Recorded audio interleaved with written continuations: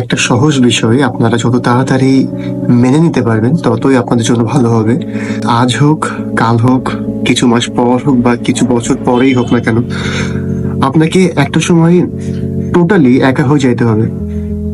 আর সেই মোমেন্টে আপনি যতই কঠিন সময় পার করেন না কেন, আপনাকে নিজেকে সেভাবে প্রিপেয়ার করতে হবে যেন আপনি ওই কঠিন সময়গুলো একা একাই পার করে আসতে পারেন বা ফেস করতে পারেন।